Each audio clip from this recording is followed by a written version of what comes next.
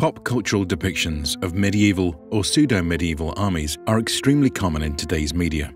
These armies are often either shown marching dramatically to the battlefield or are already deployed on it. In reality, though, these sorts of armies didn't just materialize out of thin air. A small portion of media seem to understand this and provide at least a token explanation by having some general say the magic words that will do the trick. Call the banners. Summon the Elector Counts. Muster the Rohirrim. But this is usually just a plot convenience that ignores much of the realities of ancient warfare. In this video, we will discuss what it really took to raise a medieval army. If you'd like to manage your own medieval kingdom, you can do so through our sponsor, Crusader Kings 3.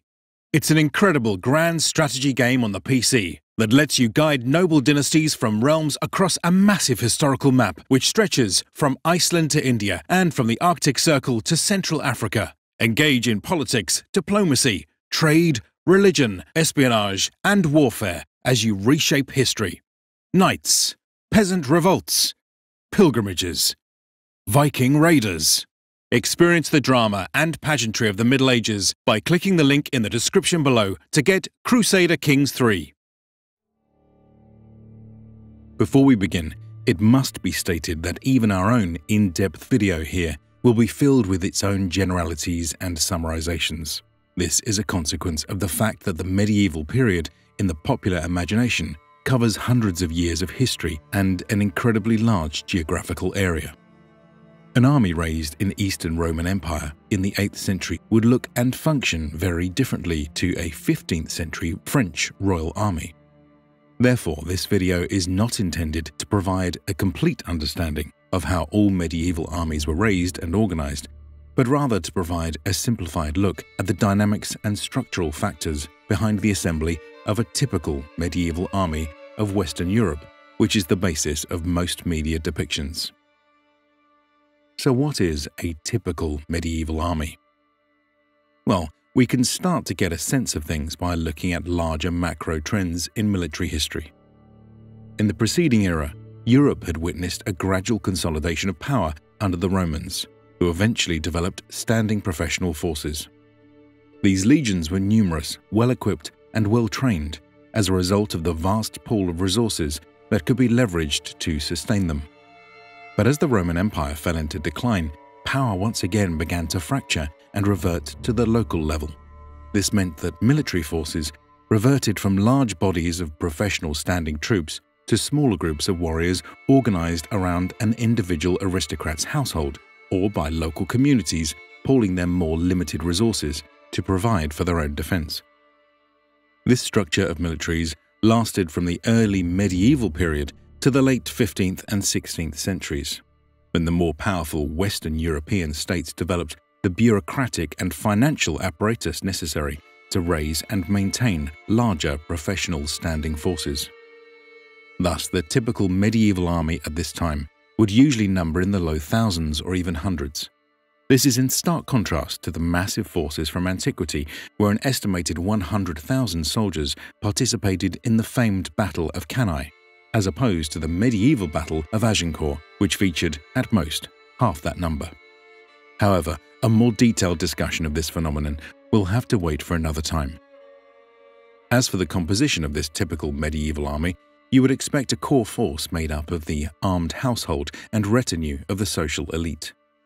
These generally had the best gear and might be either on foot or on horseback. Bolstering their ranks would be non-aristocratic freemen who could be called up for service when the need arose. Their gear would vary greatly, but was usually expected to at least meet some basic standards, which were often tied to legal obligations for the maintenance of arms based on their socio-economic status. And lastly would come the auxiliary forces, such as foreign allies or hired mercenaries, whose quality again would vary, but was probably at least high enough to warrant their inclusion in the army. Notably missing from this description are the hordes of unwashed peasants with pitchforks you usually see depicted in pop culture. This is because such peasants were of little military value and would have imposed a heavy logistical burden. Better to leave them in the fields where they could be productive. Some peasants, however, did fight, either because their socio-economic status meant they were already subject to the levy obligations we previously mentioned, or because they rallied for local defense as a militia that had been armed by the community or by a rich individual. Again, however, we are speaking in generalities here, and these details would have varied by region and era. With this in context, let's now turn to the process of raising a medieval army. Our discussion will follow this chain of events. 1. Deciding to go to war. 2. The call to arms. 3. Mustering the troops. 4. Deployment for battle. As one might expect, something would always prompt the decision to go to war, whether or not it actually amounted to a valid casus belli. It will therefore be useful for us to spend a little time talking about the nature of medieval warfare and what might trigger a large-scale conflict. Simply put, warfare in the medieval period was quite common. As with the army sizes, however, its scope was rather reduced compared to antiquity. There was a far greater prevalence of low-level combat going on in the form of raiding and skirmishing than, for instance, the massed battles of Hollywood. For our purposes, however, we will be focused on the larger-scale wars, which did indeed occur, but were simply more rare. These conflicts could occur for all sorts of reasons, but often boiled down to the following issues: territorial expansion, often for control of valuable resources, such as land, which really is at the root of most conflicts; political feuds, often involving claims to the throne, like the 100 Years' War; holy wars, like the Crusades; and reconquest, like the Byzantine campaigns of Justinian. So let's say that one of these wars was brewing. How did the decision to pull the trigger come about? Well, we must understand that going to war was no light undertaking. Most rulers viewed large-scale war as a significant risk, both because of the great expense and the danger of defeat. Even attempts at raising armies that did not take the field could be ruinously expensive and crippling politically. Therefore, the lead-up to war might take years or even decades to develop. Much of this time would have been spent marshalling the necessary resources and political capital for the undertaking. Despite the common view of kings as all-powerful dictatorial figures, they existed in an era of decentralized power and often lacked the personal resources and authority to take on the war effort alone. Rulers therefore had to make compromises and deals with other powerful bodies within the realm and beyond to achieve their aims. This negotiation process involved talks with aristocrats, religious authorities, diplomats, bankers, and consultative or legislative bodies such as the Imperial Diet of the Holy Roman Empire or the Parliament in England. The amount of politicking and negotiation needed to solicit support for a war was often dependent on the type of conflict being fought and the stakeholders involved. Broadly speaking, though, defensive wars were simpler matters. The logistical and financial burdens were relatively light, and the threat to one's own community was a powerful motivator. It's the offensive wars in foreign territory that were the real problem. These required much greater logistical and financial preparation, especially if they were conducted overseas. For instance, the debt accumulated by Richard the Lionheart during his many wars was massive, and the ransom for his capture alone is estimated to have cost 2 to 3 times the annual income of the crown. These financial hardships revealed the strained relationships between the king and his subjects, and eventually contributed to the formation of the Magna Carta. The 100 Years' War a few centuries later between France and England similarly led to political reforms as a result of the negotiations necessary to maintain the conflict. But after months of preparation, let's say the decision has finally been made to go to war. What now? Well, the next step was the call to arms. This basically amounted to telling all relevant parties that it was go time. Generally, an initial notice would be sent to key officials and aristocrats, declaring the leader's intentions and justifying the decision to go to war with the necessary political messaging. These would be delivered by couriers who traveled on foot, on horseback, by boat, or by wing in the case of messenger birds. One must imagine such a process taking at least a week or two to reach its intended recipients. After the initial message, an official summons would be issued to alert the crown's vassals and other important figures as to the specifics of their military obligations. Details would include a date and location for the army to muster. These individuals would in turn send out messages to their own vassals and dependents. The process would repeat until it had reached the local level, usually through a system of public cry, whereby heralds would ride out to make announcements in village squares and marketplaces. This call to arms required significant time, not only to account for travel, but also for provisions to be gathered, equipment to be purchased or refurbished, and contracts to be worked out.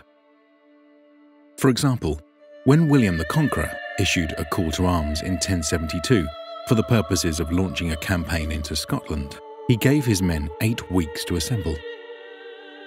When Henry V made his preparations for the famed Agincourt campaign in 1415, his forces were largely raised through contracts of indenture, which were formally issued in late April, with an intended date of arrival within 2 months.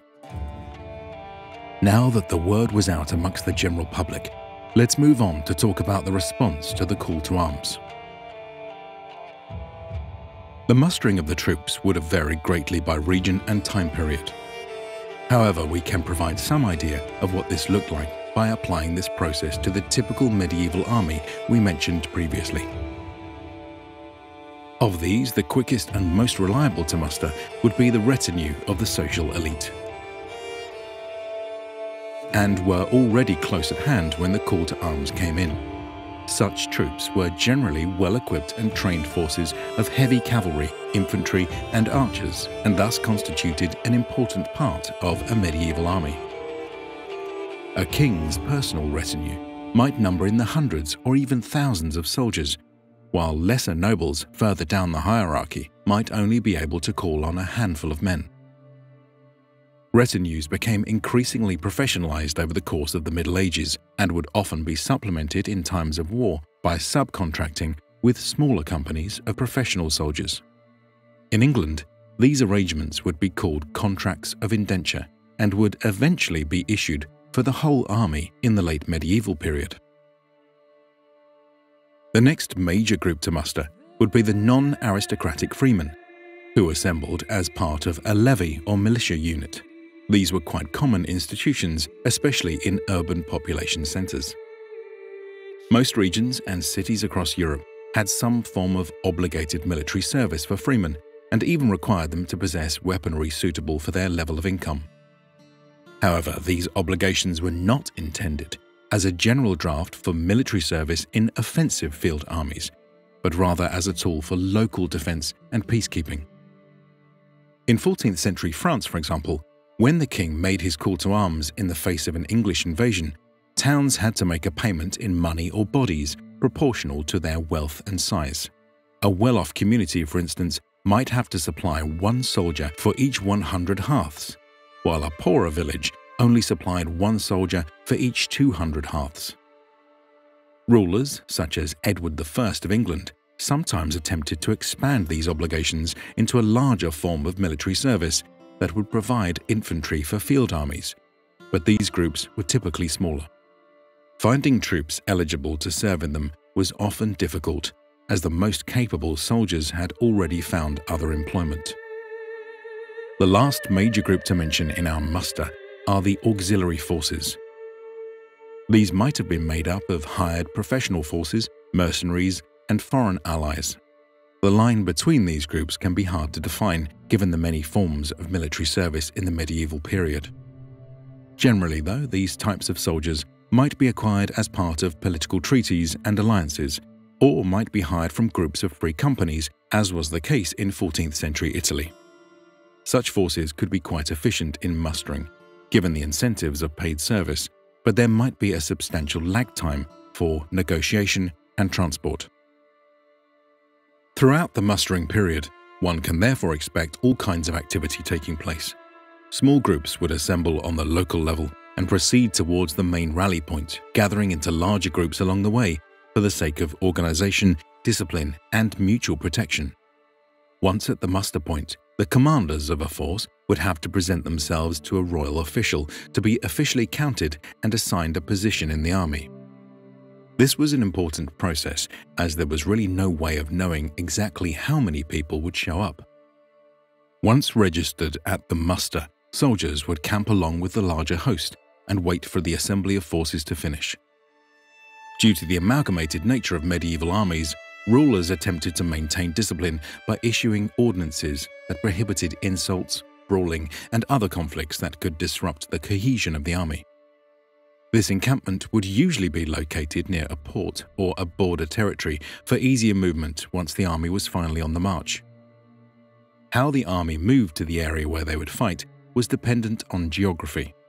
Land wars were fairly straightforward, and an army would often simply march there.